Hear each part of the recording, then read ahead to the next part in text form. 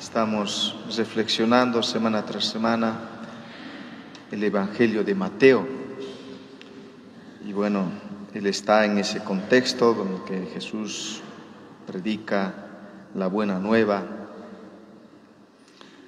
Bien sabemos a los judíos, por lo tanto los fariseos, los escribas, los maestros de la ley, por una parte, ya miembros del pueblo de Israel, que ya desde el Antiguo Testamento viene haciendo un camino con Dios. Pero de pronto al final se le agregan pecadores, publicanos, como el mismo Mateo, que le llama y que enseguida escucha y le sigue a Jesús. Entonces hay ese contexto en el que Jesús lanza un mensaje de suma importancia, haciendo una afirmación al principio y al final, que danos más o menos la clave de comprensión de este pasaje del Evangelio. Es decir, los últimos serán los primeros y los primeros serán los últimos. Y bueno, ¿cuáles son esos primeros? Que habían escuchado a Dios, a los profetas, los judíos, los escribas, los maestros de la ley, en fin, los entendidos en religión. ¿Y cuáles serán los últimos? Bueno, aquellos que se agregan a Jesús, que son los pecadores, los publicanos, las prostitutas, en fin, la gente, podríamos decir, mal vista por los judíos. Motivo de escándalo. Y entonces Jesús propone esta parábola. Pero para entender, veamos primero lo que en la primera lectura nos quiere decir el profeta Isaías. Los pensamientos de Dios no son como los de los hombres, dice claramente. ¿Por qué? Porque Dios es generoso en perdonar, ¿no? Es bondadoso, es misericordioso. En cambio, el ser humano tiende a ser egoísta, tiende a ser envidioso, orgulloso, tantas veces autosuficiente, tiende a ser autoritario. Pero sí, dentro de los criterios humanos también sí, justo, porque hay que observar las normas, las leyes, si no, ya estamos en el marco del delito. Y bueno, se trata de vivir más o menos ordenadamente según las normas que rigen la vida de la sociedad. Pero sí, aquí hay algo profundo e insondable que es los pensamientos de Dios, que no son los pensamientos de los hombres, ¿no? Que Dios mira con amor, que Dios mira con misericordia, que Dios, como dice en el Salmo que hemos escuchado, hemos repetido también, bueno, el Señor es bondadoso y compasivo, lento para enojarse y de gran misericordia. El Señor es bueno con todos y podemos entenderlo, que Dios hace llover, caer el agua para justos e injustos, para personas que viven honestamente su fe y para personas que están lejos de Dios, igual, a todos beneficia. Esa es la característica. Entonces, en esta primera lectura ya nos da a entender que los criterios de Dios no son los criterios de los hombres, que nosotros nos regimos según los criterios de la justicia humana, que es distributiva, equitativa, y bueno, está bien, que significa dar a cada uno lo que le corresponde, Bueno, entonces está ahí esa introducción y después se desarrolla lo que hemos escuchado en la parábola del Evangelio. Lo que normalmente nosotros no haríamos. ¿Por qué? Porque si tenemos que hacer trabajar un campo, más o menos calculamos cuántos jornales significaría. Y entonces, por supuesto que vamos temprano para buscar trabajadores y contratamos cuántas personas van a trabajar. Pero nos preguntamos entre nosotros a ver si nos ocurre, bueno, hemos dicho, por decir, cinco peones, sin embargo, nos damos cuenta más tarde, no, con 5 no van a terminar. Que sea un poco más tarde otra vez. No, normalmente no ocurre eso, podría ocurrir, pero normalmente no está uno contratando unos en la mañana, otros a media mañana, otros a mediodía, otros a media tarde, otros en la tarde. Ya sale de nuestro criterio. Pero es interesante aquí cómo es Dios que va en busca de los obreros, no los obreros en busca del dueño de la viña. ¿Ya? y es el Dios que va al encuentro. Es este Dios que sale. Pues el dueño de la viña no manda a su mayordomo a contratar peones. Él mismo va. Este Dios que sale. Y podemos decir que sale por medio o en la persona de su Hijo Jesús, que va al encuentro de la humanidad. Que este Dios que llama, que invita a trabajar, no invita al ocio, invita a trabajar, ¿no? Ahora aquí, pues se pone en el mismo nivel el trabajo de quienes comienzan en la mañana, a mediodía, en la tarde. Podemos decir como en los judíos, ¿no?, que están siempre sobre la palabra de Dios, que saben todos los preceptos, los judíos, los escribas, en fin.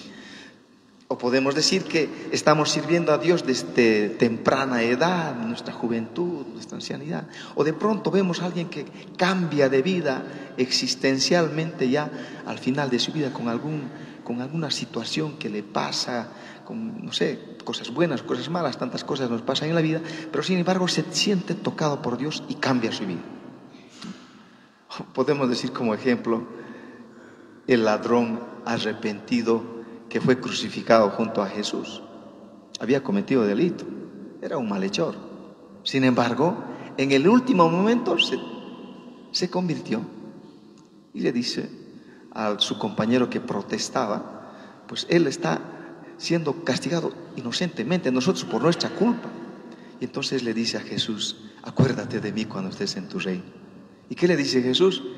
Ahora mismo estarás conmigo. Y entonces vemos ahí. Entonces esa lógica de Dios no es la lógica de los hombres, porque nosotros nos regimos según los criterios de la justicia humana, que tiene sus parámetros y que se rige por los méritos. Normalmente se paga según los méritos. Tanto más ha trabajado, tanto más salario tendrá. Tanto menos ha trabajado, tanto menos salario tendrá. Podemos decir es correcto y es justo, pero en este caso este amo es injusto, no lo es.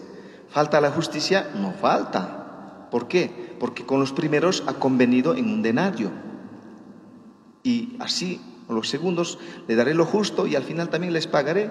No ha establecido el criterio, pero sin embargo, él tiene una mirada diferente que los hombres. ¿Qué sucede en nuestra sociedad con nuestros jóvenes, sus hijos, los hijos de nuestro pueblo y de cualquier pueblo, cuando salen profesionales?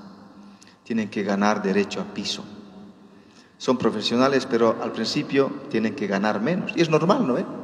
O el mismo magisterio, tienen que ganar menos. Pasan los años, ya tienen su sueldo, va aumentando la antigüedad y otros bonos, en fin. Y al final, los más antiguos de pronto puede ser que sí den más, pero a veces sucede que ya las fuerzas disminuyen, el rendimiento es menor, en fin, hay cosas así que podemos ver. Pero sin embargo, podemos decir, ya han acumulado, ya tienen bien, ya tienen su familia, ya tienen sus cosas, su casa, en fin. Y son los que más reciben sueldo. Y los que más necesitan, que tienen que hacer su casa, su familia, menos reciben sueldo. Ese es el criterio de la sociedad. Y lo vemos normal, correcto según la justicia. Pero Dios no se rige por este principio. Entonces es la lógica de la inversa, y eso nos llama la atención. ¿Por qué? Porque Dios no actúa como los hombres, pues Él actúa y se rige no según el principio de la justicia humana, se rige según el principio de la bondad. Dios es un Padre bueno, Dios es un Padre misericordioso. ¿Y cuál es el criterio de Dios en su actuación? Es la bondad, es el amor, porque el amor no tiene límites. Y aquí podemos decir, ¿qué es lo que mira Jesús en estos trabajadores? ¿Qué es lo que mira en nosotros para darnos nuestro salario, el denario, que es nuestra vida, que es nuestra salud, nuestras fuerzas, nuestra profesión, en fin, nuestro compromiso cristiano? ¿Qué es lo que se fija? ¿Qué es lo que había de común en estos trabajadores? De pronto, temprano, van a ir los que uno cuando va a trabajar, bueno, que sea más joven, que tenga más fuerza, que tenga más agilidad, que sea, de pronto alguien es un poco lisiado, que aquí, que allá, o ya avanzada edad, va a rendir menos. Son criterios humanos. Sin embargo, aquí este dueño de la viña ve la necesidad que cada uno tenía. Todos tienen su familia, sus necesidades, tienen que llevar al final del día el pan para distribuir en su hogar, con sus hijos, con su familia. Entonces, y este sale de nuestros criterios. Entonces, Dios nos mira con amor, nos mira con misericordia y nos paga, podríamos decir, no según nuestros méritos, no según nuestras culpas, porque según nuestras culpas y nuestros pecados tendríamos que recibir condenación, castigo. En cambio, Dios no nos da ese premio de castigo. Dios, siguiendo el criterio de las semanas pasadas, nos rige por el criterio de la venganza como justicia. Dios no es vengativo. Dios nos perdona. Semana pasada hemos hablado sobre el perdón y nos perdona siempre. Y entonces, en ese sentido, Dios no nos trata según nuestros pecados, según nuestros delitos. Nos da más de lo que merecemos. Y al final, ya de la jornada, cuando está pagando este dueño de la viña, es el final, pues. A ver, vamos a recibir, ¿qué premio vamos a recibir? Y aquí hay algo que llama la atención, hermanos, y que también en nosotros está presente.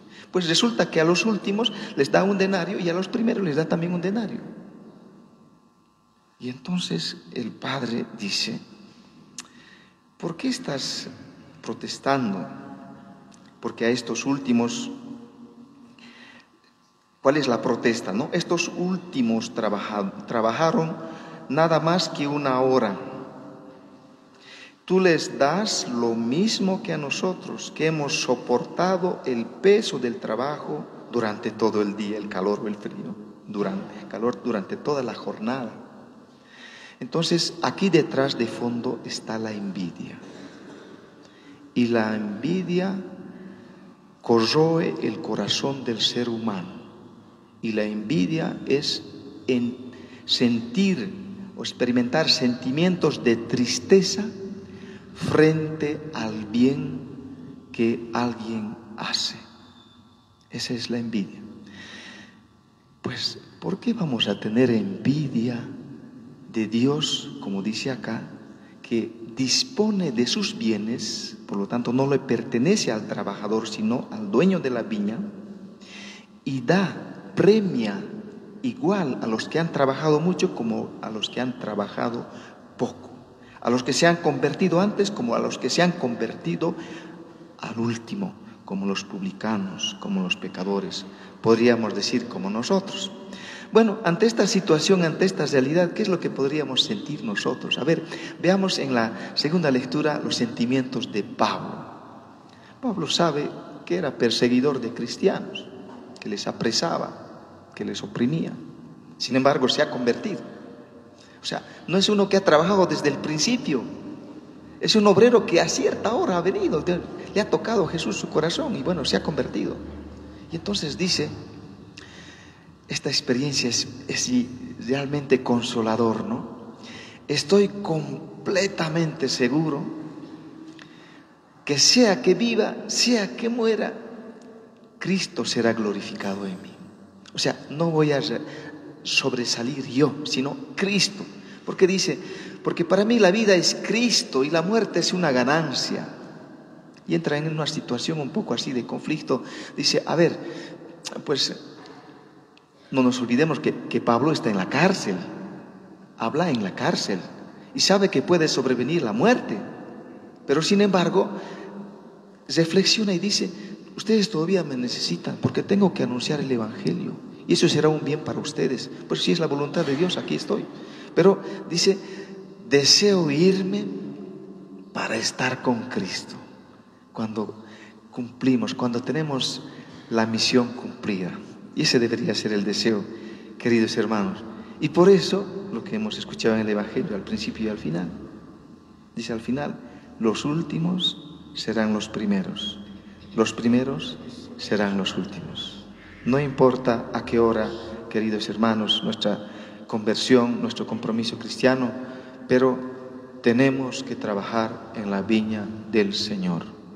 Dios no quiere que seamos ociosos, indiferentes de su proyecto de salvación, indiferentes de la construcción de su reino, ese reino de paz, ese reino de amor, ese reino de justicia. No esperemos que lo haga simplemente el Santo Padre, el Papa Francisco, los cardenales, los obispos, los padrecitos, las madrecitas. No, es tarea y misión, como vemos, de cada cristiano. Y esos últimos, ¿cuáles serán esos últimos? Pues esos últimos que han sido descartados, podríamos decir, por su edad, porque sus condiciones físicas no daban. Entonces los descartados, los últimos, los pobres. Pero para Dios no hay descartados. También ellos se suman a su causa en el trabajar en su viña, en la construcción de su reino para la salvación de todos los hombres del mundo entero.